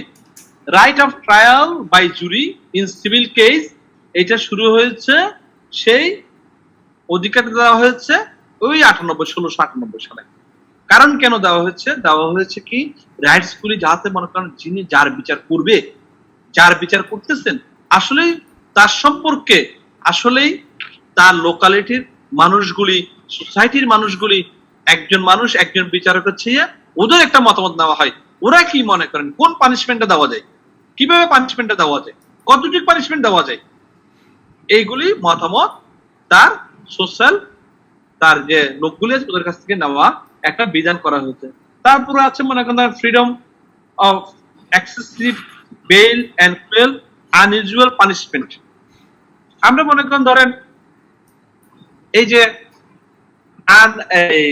একটা ফ্রিডম আনইউজুয়াল পানিশমেন্ট যাচ্ছে, তাই আপনারা ইংলিশ ফিল্মগুলিতে দেখেছেন মনে করেন কি করুণ ভাবে মনে করেন তাকে কি করা হয়েছে, ওই যে তাকে তার মৃত্যুদণ্ড দেওয়া হয়েছে কি করুণ ভাবে। আপনারা যদি মনে করেন সেই আপনাদের রোমান ল পড়াই, রোমান ল তো আপনাদের নাই মনে হয়, আইনের প্রথম ইতিহাস কিন্তু রোমান ল, ঠিক আছে, ওই রোমান ল তো আমরা দেখেছি কি করুণ ভাবে আপনারা বিভিন্ন ফিল্ম কি করুণ ভাবে মনে করেন পিটাইয়া, হাত ফিরে দিয়ে পিটাইয়া, পিটাইয়া তাকে একেবারে তার মৃত্যুদণ্ড কার্যকর করা হয়েছে। তার তাকে উল্টায় শোয়াইয়ে তার পিঠের প্যারেক মেরে দিয়ে করাত দিয়ে কেটে, তাই না? দেখেছেন এগুলি আপনারা বিভিন্ন ক্ষেত্রে? হ্যাঁ, করাত দিয়ে কেটে তাকে 2 টুকরা করে ফেলা হয়েছে। হ্যাঁ, এইরকম আনইউজুয়াল পানিশমেন্ট গুলি কি বন্ধ করার জন্য, হ্যাঁ, এই যে আনইউজুয়াল পানিশমেন্ট গুলি বন্ধ করার জন্য, হ্যালো কথা বলেন না, আনইউজুয়াল পানিশমেন্ট গুলি বন্ধ করার জন্যই কি করা হয়েছে, প্রথমবারে অধিকারটাকে আনইউজুয়াল পানিশমেন্ট বন্ধ করার জন্য তাকে কি করা হয়েছে, প্রথমবারে 1689 সালে আইনগুলি করা হয়েছে। সেখানে এক্সেসিভ বেলের কথা বলা হয়েছে, অর্থাৎ আপনি তাকে যেমন এক্সেসিভলি তাকে কি বন্দিও করতে পারবেন না, তাকে অযথা বন্দি, আবার তাকে বন্দি করে আজকে বন্দি করলেন, তাকে কালকে ছেড়েও দিতে পারবেন না। এক্সেসিভ এই বেলের নিষেধ করা হয়েছে। এরকম আরো কিছু অধিকারগুলি একটার পর একটা দেওয়া হয়েছে। এরকম 10টা অধিকার ওইখানে আছে। আমরা আজকে তাইলে এই যেটা বললাম কেমন বিল অফ রাইটস নিয়ে কথাবার্তাগুলি, আমরা তাইলে বলতে পারি যে ওই যে বললাম প্রথম যে কোশ্চেনের কথা বললাম, আপনারা এই কোশ্চেনটা আলোকপাত করতে গেলে আপনাদেরকে এরকম একটু ডিটেলস একটু আলোকপাত একটু করতে হবে, ঠিক আছে? মানে constitution, there is no constitution in the name of UK constitution যদি বলা হয়, কথাটা আসলে সত্যি না, কথাটা আংশিকভাবে এরকম সত্যি হইতে পারে। তাদের লিখিত কনস্টিটিউশন নেই, they have not any written constitution, however তাদের মোস্টলি কি লিখিত না হলো অনেকগুলি ডকুমেন্টস আছে যেগুলি আমরা লিখিত কনস্টিটিউশনের স্বাদগুলি আমরা সেখানে পেতে পারি। আসা যাক এবার স্যার। তাহলে দেখা যাচ্ছে স্যার ব্রিটিশ পার্লামেন্ট, ব্রিটিশ যেটা সংবিধান আছে সেটা অলিখিত হলেও স্যার ওখানে যেগুলো স্যার কি করতে হবে, ফলো করতে হবে, সেগুলো অবশ্যই লিখিত। জি, যেখানে সবকিছু তাও লিখিত না, মোস্টলি লিখিত। জি স্যার। স্যার লিখিত নেই ওরকম কিছু উদাহরণ দেওয়া যাবে স্যার? উদাহরণ মানে ধরেন আমরা পড়ব, কাস্টমস গুলি পড়ব, হ্যাঁ, যেমন মনে করেন ধরেন আমরা ল মেকিং প্রসেসে গিয়ে দেখবো যে ওইখানে বলা আছে যে পার্লামেন্ট একটা আইন করবে, রানী সেটাকে, রাজা বা রানী যিনি থাকেন সেটা অ্যাকসেপ্ট করবে অথবা রিজেক্ট করবে। স্যার এক্ষেত্রে প্রশ্ন হচ্ছে, রাজা বা রানী যদি রিজেক্ট করে তাহলে কি আইনে পরিণত হওয়ার কোনো সুযোগ আছে? শুনেন কথাটা, যদি রাজা বা রানী অ্যাকসেপ্ট করে দ্যাট ইজ দ্য ল, যদি রিজেক্ট করে যত প্রসেস করে আইনগুলি করা হয়েছে আইনটা বাতিল, এটা হচ্ছে কি। কিন্তু অলিখিত হচ্ছে যে অলিখিত কাস্টম হচ্ছে রানী কিংবা রাজা পার্লামেন্ট থেকে কোন একটা আইন যদি তৈরি হয়ে আসে তিনি সেটা রিজেক্ট করেন না। রাইট। এইরকম অনেক বিষয়গুলি আছে, আমরা আস্তে আস্তে ডেপথে গেলে আরো আসবে। হ্যাঁ, আসে যাক এবার। স্যার একটা প্রশ্ন স্যার, সেটা হচ্ছে রাজা বা রানীকে কি স্যার অভিশংসন করার কোনো সুযোগ আছে স্যার? আমরা অভিশংসনে যাইনি তো এখনো, আমরা সেদিকে যাব।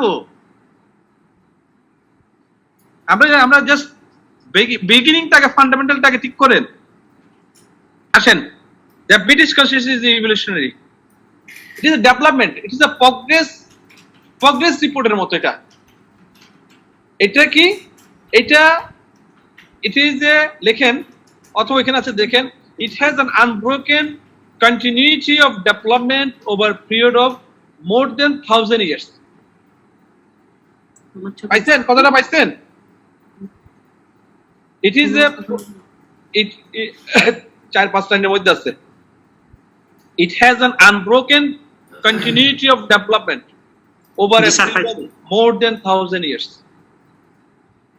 1000 বছরের ইতিহাসের ডেভেলপমেন্ট এগুলি কোনগুলি পাইছেন? কিছুক্ষণ আগে তো 1000 বছরের ইতিহাসগুলি পাইলেন না? জি স্যার। 1200 সাল থেকে। তাহলে এটা আরেকটু উপরে গিয়ে দেখেন ওই সেন্টেন্সের, রেকর্ড করতেছো? it is a product of gradual growth and development. তাহলে কনস্টিটিউশন লেখেন, UK constitution is a product of gradual growth and gradual development. পাইছেন? তাহলে কি, তাহলে ইউকে কনস্টিটিউশন কি? It is the product of the development. কিসের? It is the product of the legal history. লেখেন, it is the product of the political history. ওইরকম না আবার পলিটিক্যাল হিস্ট্রি মানে আপনার দেশে একজনের মাথা একজনের ফাটে দিচ্ছে ওইরকম নাই, ওইরকম হিস্ট্রি ওদের নাই। ইট ইজ দ্য ডেভেলপমেন্ট, ওদের political history is almost the legal history, এদের political history almost the legal history. ঠিক আছে, সাউন্ড বন্ধ করেন, সাউন্ড বন্ধ করেন, সাউন্ড বন্ধ করেন। আর বেশিক্ষণ ক্লাস যাবেন, আমি জানি আপনারা সামনে ক্লাস করেছেন, বিরক্ত লাগতেছে, আমি বুঝতেছি, কিন্তু আপনি গত ক্লাসে একটা কথা বলেছিলাম, খুব বেশি দিন ক্লাস হবে না, আপনি এটা মনে রাখবেন কথাটা, হ্যাঁ। হুট করে ক্লাসগুলি বন্ধ হয়ে যাবে, তখন আপনাদেরকে এরকম ধরে ধরে এইসব জিনিসগুলি আমরা পড়াইতে না পারলে, আপনারা কিছুটা যদি মনে করেন 4-5টা টপিক যদি পড়াইতে পারি, আমাদের বিশ্বাস হচ্ছে 4-5টা টপিক পরে বাকি টপিক আপনারা পড়তে পারবেন, অন্তপক্ষে কয়টা টপিক পড়াইতে পারলে হলো। তাহলে আমি যেটা বললাম, ইট ইজ এ ডেভেলপমেন্ট অফ কিসের, লিগ্যাল হিস্ট্রি। ইট ইজ লিখতে পারতেছেন, development of legal history, it is the development of political history. কেমন? এটা development start 1000 years ago and it's continuing development. কেন এটা লিখিত না দেখছেন? বুঝতে পারছি কেন লিখিত না? Continuing development process. আজকে যাচ্ছে, আজকে একটা আইন লাগতেছে এরকম, এটাই আমাদের কনস্টিটিউশন। আমরা পরের টপিকে এটা আরেকটু ক্লিয়ার হইতে পারবো। কেমন? আজকে একটা আইন করলাম, সেটা আমাদের কনস্টিটিউশন। ওরা আজকে দেখা যাচ্ছে আমরা ইউরোপিয়ান ইউনিয়ন থেকে বেরিয়ে গেলাম একটা আইন করে, that is the part and parcel of the our constitution. আমি আজ থেকে প্রায় 25 বছর হইতে মানে ওরা ঢুকছে কোথায়, ওই যে ইউরোপিয়ান ইউনিয়ন। আমি যে 25 বছর আগে ঢুকলাম, that is the part and parcel of the constitution. কথা বুঝতে পারছি? এই যে ইউকে যে ইউরোপিয়ান ইউনিয়নে ঢুকছে, একই মুদ্রা করবে। কেমন? একটা মুদ্রা 25টা দেশের মধ্যে একসাথে চলবে, ইউরোপিয়ান ইউনিয়নের মধ্যে। ফ্রিডম অফ পাস, এক দেশের রাষ্ট্র ফ্রান্সের নাগরিক ইউকে ঢুকতে কোনো পাস লাগবে না, ইউকের নাগরিক ফ্রান্সে ঢুকলে কোনো পাস লাগবে না। হ্যাঁ, তারপরে এরকম আরো অনেকগুলি বিষয়গুলো আছে। ফ্রিডম অফ বিজনেস, ওই দেশের লোক এখানে এসে বিজনেস করতে পারে, ইউকে এর লোক এখানে, এগুলি একসময় ছিল, কিন্তু এরা এইটা যে অসুবিধা ফিল করতেছে, যখন এটা ছিল তখন সেটা তাদের আইন ছিল, তখন তাদের এটা কনস্টিটিউশনের পার্ট ছিল। যে যখন ওরা এখান থেকে বেরিয়ে গেছে কত বছর, সেগুলো কনস্টিটিউশন থেকে আর নাই। কথা বুঝতে, কনস্টিটিউশন নেচারটা বুঝতে পারতেছেন ওদের? জি স্যার। ওদের কনস্টিটিউশন নেচারটা এরকম, মানে আমার প্রয়োজনে আমি করতেছি, সেটা আমার আইন, সেটা আমার কনস্টিটিউশন। আমার প্রয়োজনে আমি বেরিয়ে গেছি, আমি কনস্টিটিউশন, সেটা আমার নাই, কারণ হচ্ছে আমার কনস্টিটিউশনটা আনরিটেন। আমি লিখিত ভাবে একেবারে কি এইটাকে একেবারে বাইন্ডিং আকারে, বই আকারে আমি কি করবো, আমার এখানে যেহেতু করি নাই, সেজন্য আমি এই ফ্যাসিলিটিটা আমি বুক করবো। এবার তার পরিস্থিতির উপর ভিত্তি করে ওরা চাইলে ওদের ইয়া করতে পারে, মানে ওদের সংবিধানকে পরিবর্তন করতে পারে, এই আর কি। হ্যাঁ, অলিখিত সংবিধানের একটা সুবিধা আর কি। পরিস্থিতি আকারে যেটা সেটাকে কনস্টিটিউশন আকারে গ্রহণ করতে পারে, পরিস্থিতির আকারে যেটা সেটাকে কনস্টিটিউশন দিয়ে বাদ করতে পারে। একটা বিষয় হচ্ছে স্যার, যখন স্যার ইউরোপীয় ইউনিয়নের মধ্যে থাকবে, ওটার জন্য চুক্তি করছে, আবার চুক্তিটা যখন ডিসমিস করতেছে, ওগুলা তো স্যার লিখিত আকারে ডকুমেন্ট হচ্ছে নাকি? হচ্ছে, পার্ট এন্ড পার্সেল হচ্ছে। এবার তাহলে সেজন্য বলা হয়, সেজন্য আমাদের দেশে যেমন মনে করেন, সেজন্য দেয়ার ইজ, ওই আমার ওই নোটটার মধ্যে বা ওই শীটের মধ্যে আছে, no precise date of birth of the constitution.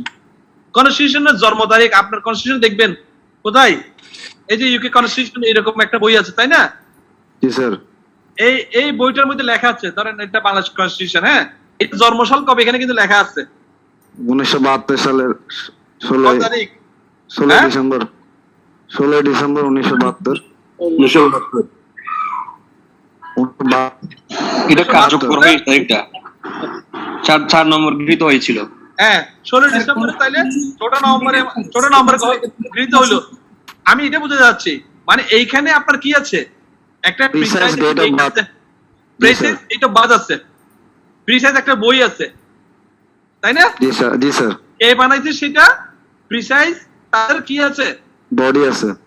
হ্যাঁ, এই বলা হয়, যেমন মনে করেন আমরা অনেক সময় বলাই প্রিসাইজ একটা একটা জনক আছে, যেমন আমাদের বাংলাদেশ সংবিধান জনক আমরা কাকে বলি? কে করেছেন সেটা লিখেছেন কে? Doctor Kamal Hossain sir. কেমন আমরা ডক্টর কামাল হোসেন স্যারকে আমরা সংবিধানের জনক বলি। হ্যাঁ, ওনার নেতৃত্বে 1972 সালে এই পবিত্র কনস্টিটিউশনটা তৈরি হয়েছে। হ্যাঁ, ওই ইংল্যান্ডের মধ্যে ওইরকম কোনো স্যার নাই, ওইরকম কেউ নাই, ওইরকম কেউ নাই, কনস্টিটিউশনটা যদি ওইরকম কেউ নাই। সম্ভাবনা বেশি না স্যার? আমি বুঝতে পারছি, আপনি যিনি কোশ্চেন করেন তার সাউন্ড ভালো আসতেছে না। কোশ্চেনটা রাখেন। যারা স্যার বিলগুলা স্যার রেডি করে বা অ্যাক্টগুলা রেডি করে তাদের নাম দেওয়া থাকে স্যার? না, কনস্টিটিউশনের জনক বলতেছি আমি।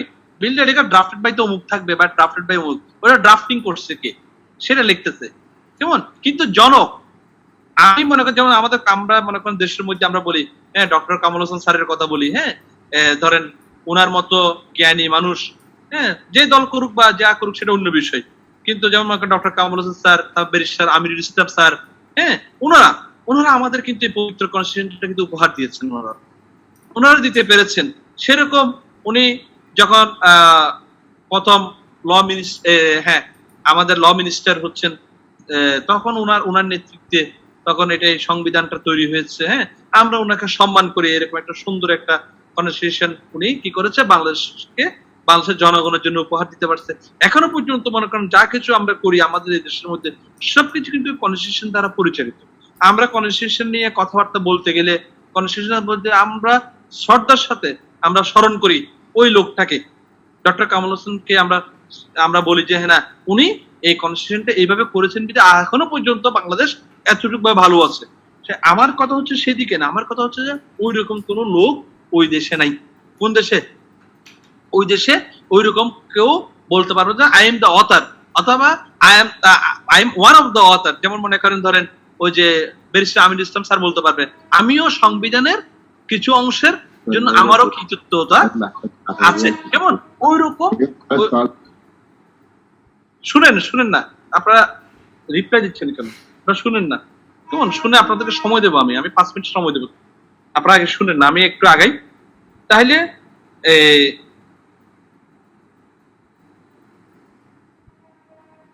আমি যেটা বলতেছিলাম সেটা হচ্ছে যে কি এটা হচ্ছে একটা গ্রাজুয়াল ডেভেলপমেন্টের একটা অংশ।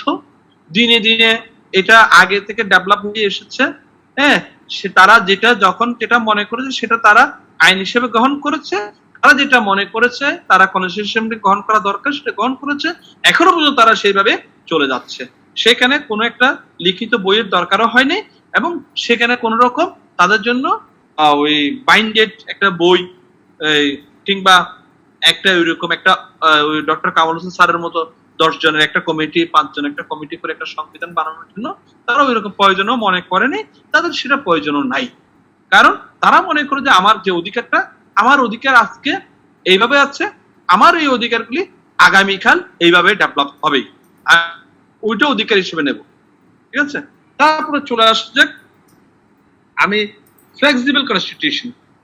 এই কনস্টিটিউশন যদি ব্রিটিশ কনস্টিটিউশন যদি ক্যারেক্টারটা আসে, আপনাদের ফিচার্স গুলি আসে, তাহলে British constitution it is a good example of the flexible constitution.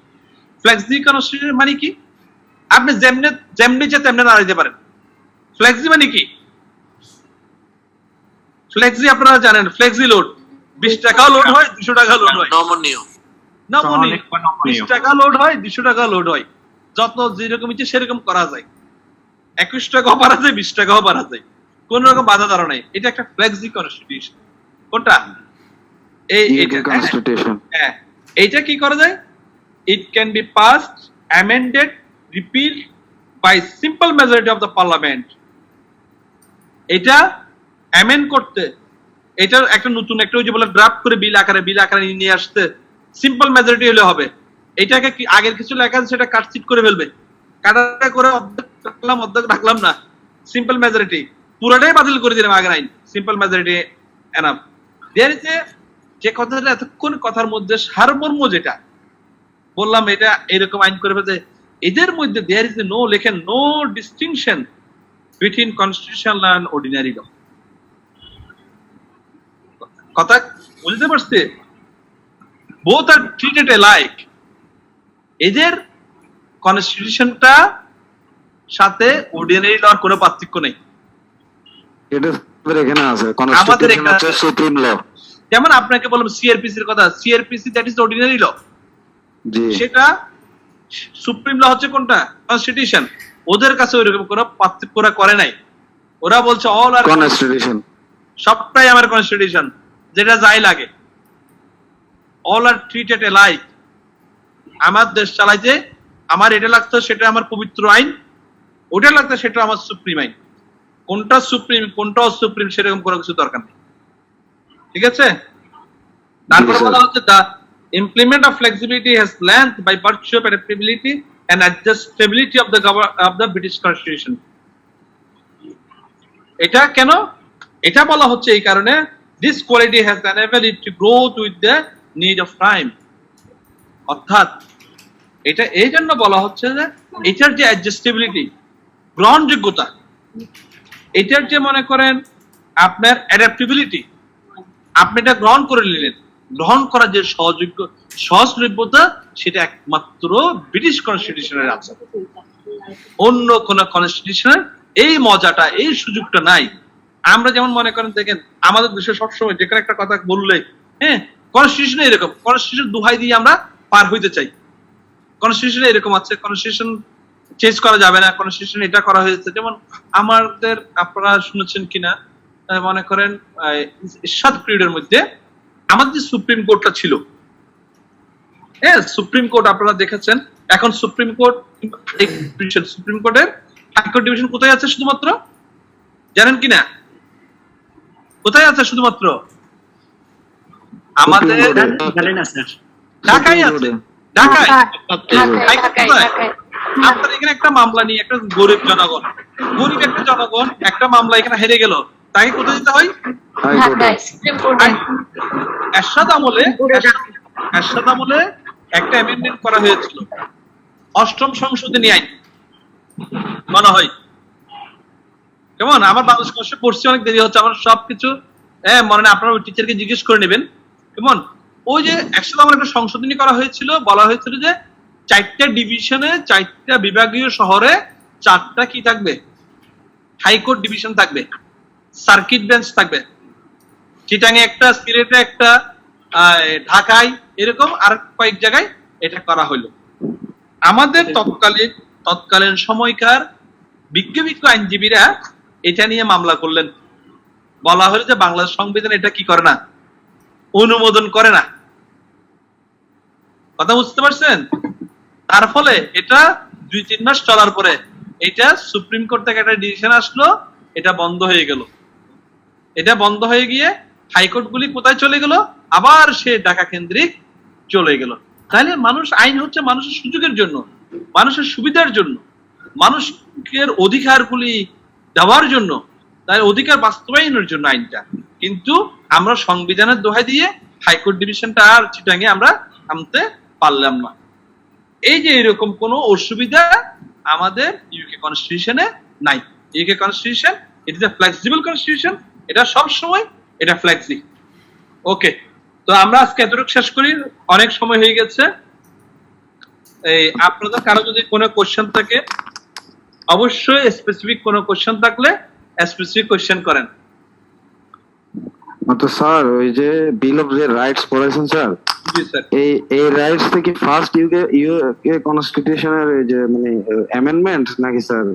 এটা মানে ওই রাইটস গুলাই স্যার মানে কনস্টিটিউশন অংশ আগে থেকে দেখি স্যার কোন অ্যামেন্ডমেন্টস বিল অফ রাইটসটা নাকি? বিল অফ রাইটস না, বিল অফ রাইটস অ্যামেন্ডমেন্ট কি? অ্যামেন্ডমেন্ট জিনিসটা কি? অ্যামেন্ডমেন্ট জিনিসটা সংশোধনী। জি স্যার, জি স্যার। তো ওইটা ওই সময় যখন 1689 সালে কে সংশোধন করছে, ওটা শুরুই হয়েছে তখন। আচ্ছা স্যার। এগুলি আইন আকারে প্রথম লিপিবদ্ধ। ওই যে বললেন আইনগুলি ওদের লিখিত না, ওদের সংবিধানটা এরা করছে কি, ওরা বলছে আমাদের এত লিখিত নতুন করে আবার এরকম সংবিধান বানানোর দরকার তো নেই, আমাদের ম্যাগনা কার্টা আছে, আমরা সেটাকে সংবিধান হিসেবে শ্রদ্ধা করি। কথা বলছেন? এখন এগুলির সাথে ওরা কিছু কিছু ল্যাজ লাগাচ্ছে, কিছু কিছু হাত পা বাড়ানো হচ্ছে এগুলির সাথে, এগুলির সাথে। হ্যাঁ এটা অ্যামেন্ডমেন্ট না, এটা আইন, পুরাই আইন। এটা বলেন আর কারণ। একটা বিষয় জানার ছিল, অন্যান্য টপিক সাবজেক্টের মতো সাংবিধানিক আইন কি স্যার আমরা বাংলায় লিখতে পারবো নাকি ইংলিশে লিখতে হবে? এটা ডিপেন্ড করবে আসলে আপনি কোন ভাবে লিখবেন। মানে স্যার এটা নিজের উপর ডিপেন্ড করবে? এটা ডিপেন্ড করবে আপনার উপর, এটা কারো উপর না, এটা নির্ভর করবে একান্ত আপনি যদি চান যে ইংরেজিতে লিখবেন, ম্যাটেরিয়ালস গুলো ইংরেজিতে আছে, হ্যাঁ আপনি ইংরেজিতে লিখবেন তাহলে ভালো। ইংরেজি লিখতে পারলে একটা জিনিস কি হচ্ছে, সেটা হচ্ছে আপনারা যদি ইংরেজিতে যদি মোটামুটি আকারেও লিখতে পারেন, যদি ভুলভ্রান্তি না করেন, হ্যাঁ তাহলে কি, তাহলে আপনারা অনেক একটা ভালো মার্কস আমি বিশ্বাস করি ক্যারি করতে পারবেন। কারণ স্বাভাবিক আমরা যখন খাতা কাটতে যাই এজ এ টিচার, যখন মনে করেন বিভিন্ন ল কলেজের খাতাগুলি পাঠাই, অনেকগুলি খাতা পাঠাই, মনে করেন বাংলায় মনে করেন অনেক গল্প লেখে, অনেকে অনেক কিছু লিখে, তখন মনে করেন আমাদের বিরক্তি উদ্রেক হয় যে এই বিরক্তির মধ্যে একটা ইংরেজি খাতা পাই, একটু মনোযোগ দিয়ে লিখি। এটা অন্যায় কিছু না, এটা হচ্ছে কৌতূহল আপনাদেরকে, এটা হচ্ছে কৌতূহল, এটা এজ এ টিচার আমার কৌতূহল। হ্যাঁ একটা ইংরেজি লিখলো, ছেলেটা ইংরেজি লিখলো, মেকিং কি লিখছে দেখি, একটু ভালো কিছু লিখছে মনে হয়, হ্যাঁ ভালো একটা প্রাইমারি একটা ধারণা হচ্ছে না ইংরেজি লিখছে নিশ্চয়ই খারাপ হবে না, স্টুডেন্ট ভালো হবে। এই যে এইসব যে মনে করেন ফ্যাসিলিটিস গুলি আপনি বাংলা লিখলে পাবেন না, এটা আমার ব্যক্তিগত অভিমত। মানে আপনি বাংলা লিখলে এই ফ্যাসিলিটি পাবেন না।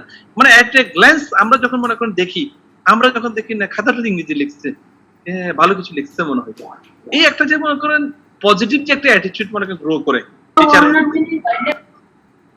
জি স্যার এটাকে ওই রেজিস্ট্রেশন করার সময় কোনো করতে হয় যে বাংলায় লিখবে নাকি আমি জানবো না, এগুলো আপনাদের ওই এই যারা অ্যাডমিনিস্ট্রেশন স্যাররা জানবেন, বিশেষ করে মামুন স্যার জানবেন, এগুলো আমার পড়ানো, এগুলো অ্যাডমিনিস্ট্রেশন আমি নেই, কথা বলতে স্যার আপনারা জানবেন। বাংলায় বাংলায় সুন্দর করে লিখে মানে টু দা পয়েন্ট লিখে, তাহলে কেন নাম্বার কি মানে আমি তো বললাম না নাম্বার দেবে না, আমি নাম্বার কথা বুঝেন নাই, আমি নাম্বার দেবে না সেটা বলি নাই। নাম্বার বাংলাও ভালো লিখতেছে না, বাংলা লিখে অনেক সময় ভালো করতেছে না, ভালো লিখতেছে, দেবেন আমি সেটা বলি নাই। আমি বললাম ইন্ডিভিজুয়ালি যদি মনে করেন যে কোনো জায়গায় সবাই সাদা ড্রেস পরছে, ক্লাসে সাদা শার্ট কালো প্যান্ট পরে আসছে স্টুডেন্ট সবাই, ঠিক আছে, সেখান থেকে একটা ছেলে সাদা শার্ট কালো প্যান্ট পরার উপরে একটা কোটও পরে আসলো, টাইও পরে আসলো, টিচারের আগ্রহ কোন দিকে যাবে? ট্রাই করা স্যার ওটা তো লয়ার। আমি বুঝতে পারছি, আমি উদাহরণটা বললাম যে এই কারণে বুঝতে পারছি আপনার এটা মানে অ্যাটিটিউডটা এট দ্য ভেরি বিগিনিং মনে করেন একটা অ্যাটিটিউড, পজিটিভ অ্যাটিটিউড চলে যায়, আমি এটা বললাম। আপনারা পারলে ভালো, না পারলে তো আমি বললাম যে আপনারা লিখবেন। এনি কোশ্চেন স্যার রাজতন্ত্র থেকে যে গণতন্ত্র আসছে, দেশের মানুষের কোন ধরনের বান্ধব বিপত্তি আসেনি? কোথায় আসছে? ইউকেতে রাজতন্ত্র থেকে গণতন্ত্র আসে নাই, রাজতন্ত্র জায়গায় আছে, রাজতন্ত্রই আছে লিমিটেড ওয়ে। আচ্ছা, আলাদা গণতন্ত্র না, এটা গণতন্ত্র আলাদা সম্মান করে দেখানো হয়েছে না, এটা গণতন্ত্র দেশ না, ওটা রাজতন্ত্র দেশ, মোনার্কি ওদের এখনো যে কোনো কিছুতে সালাম করতে হবে আগে রাজাকে। আচ্ছা দিতে পারেন না স্যার ইউকেতে? বলেন স্যার ইউকেতে সাধারণ মানুষ ভোট দেয় না? এই তো সাধারণ মানুষকে আমরা তো ভোট দিচ্ছি, ওইখানে আপনি ঢুকতে পারলেই, ওইখানে আপনি থাকতে পারলেই 6 মাস কি মনে কয় মাস ভোট দিবেন। আমি মেয়র ভোট 2 বার দিচ্ছি, আমি এটা জাতীয় ইলেকশন মনে একবার কি 2 বার দিচ্ছি ভোট। ওইখানে আপনার ওদের হইতে হয় না, ওদের আপনার পার্মানেন্ট নাগরিক হইতে হয় না। ওটা যেহেতু স্যার লিখিত থাকে না, তাই জন্য ওখানে কোনো আইন থাকে না। কি নেই বলতেছি স্যার, ওটা যেহেতু লিখিত থাকে না, হ্যাঁ ওই যে ভোটটা হচ্ছে যে যাবে সাধারণ জনগণের মতো, ওটা দিয়ে হচ্ছে রাজাকে উইন করাটাই ওদের। না ওইখানে ভোট দেওয়ার সিস্টেম আমাদের দেশের মতো না, তো ভোট দেওয়ার তিনটে সিস্টেম। একটা হচ্ছে আপনি গিয়ে ভোট দিতে পারবেন, আপনি ভোট দিতে পারবেন, আপনি অনলাইন ভোট দিতে পারবেন, ঠিক আছে। আমাদের দেশের মতো ওইরকম গিয়ে ভোট দিতে হবে ওইরকম না। আর ভোটারের ক্ষেত্রে ভোটারের ওদের লিস্টটা হচ্ছে ওইরকম, যিনি হবেন ভোটার হবেন, যিনি ভোটার হবেন তিনি হচ্ছে কি তিনি ভোটার গুলিতে, তিনি যদি ইউকেতে যদি বৈধভাবে যদি ঢুকেন, ইউকেতে যদি বৈধভাবে যদি উনি যদি ইন করতে পারেন এবং বৈধভাবে বসবাস করেন, একটা নির্দিষ্ট সময় আছে, 8 মাস কি কয় মাস মনে হয়, আমার মনে নাই, হ্যাঁ, ওই পরে আপনাকে একটা ভোটার লিস্টে আপনার নাম উঠাই নেবে, ঠিক আছে? ওদের পার্মানেন্ট জনগণ হইতে হবে এমন কথা নয়, ওদের এ হচ্ছে কি, ওদের বসবাসযোগ্য বৈধ নাগরিকরা ভোট দিতে পারে, ওদের থিওরি হচ্ছে ওইরকম। তো সেজন্য যেহেতু একটা স্টুডেন্ট বৈধভাবে ওইখানে আছে, সে ভোট দিতে পারবে। ওকে, তাইলে আজকে এতটুকু থাক। স্যার একটু হ্যাঁ, স্যার। বলার ছিল স্যার। জি স্যার। স্যার বলার ছিল যে আপনার এই যে ক্লাসটা খুব ভালো লাগে, ইংলিশে বলেন ওইটা প্র্যাকটিস হয়ে যায়, কিন্তু স্যার একটা বলার ছিল যে আপনি যখন ওই হেডিং গুলো বলেন ইংলিশের পাশাপাশি বাংলাটা বললে একটু সুবিধা হয়। আমার বইটা স্যার বাংলা, কিন্তু আমি ঠিক আপনার আছে, কথাগুলো বুঝি কিন্তু হেডিং গুলো খুঁজে পাই না। হেডিং করে আপনি ওটা প্রিন্ট আউট করেন না, আমি দিয়েছি তো, আমি একটা শীট দিয়েছি তো আপনাদেরকে, আপনারা সবাই স্যার এখন তো স্যার লকডাউন, তো স্যার বাইরে কোনো সুযোগ সুবিধা আমরা যে কোনো বই নিতে পারতেছি না। পারবেন, যে কোনো বই নিতে পারেন, বইয়ের ক্ষেত্রে কোনো বাধা নেই। এখন 3টা বইয়ের কথা বলেছি আমি।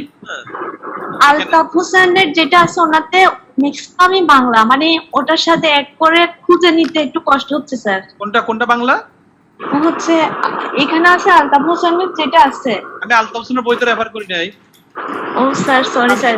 আমি ব্যারিস্টার হালিমের বইটা রেফার করেছি, ইংরেজি একটা, বাংলা একটা আছে। ব্যারিস্টার হালিম জি, স্যার, ব্যারিস্টার এটা আসলে আগেই কেনা হয়েছে তো স্যার, তাই এখন তো আমি বইটা মানে ইয়ে করি। Sorry sir. বাংলার জন্য এতক্ষণ স্যার আমি লেকচার শুনতেছি ঠিকই, আমি ওই যে ইংলিশটা অ্যাড করতে পারতেছি না, যে ওনার ম্যাক্সিমামই বাংলা। জি, আপনারা ওই যে আমার শীটটাই করেন না। জি স্যার, আমি ইয়ে থেকে নিব। জি স্যার। আর আমার শীটটা আপনারা ডাউনলোড করেন না। জি স্যার। করলে আপনারা ইনশাআল্লাহ করতে পারবেন। হ্যাঁ, ওটা একটু স্যার ডাউনলোড করে অনেক রাখেন। স্যার একটু ধন্যবাদ আপনাকে sir. Okay, thank you very much everyone. মানে রাত হয়ে গেছে, অনেক ক্লাস। স্যার আমাদের জন্য দোয়া করবেন, আমাদের জন্য দোয়া করবেন আপনার মতো করে। আসসালামু আলাইকুম। ইনশাআল্লাহ। ওকে, আসসালামু আলাইকুম। জি স্যার। আসসালামু আলাইকুম স্যার। সালাম আলাইকুম স্যার। ওয়ালাইকুম আসসালাম।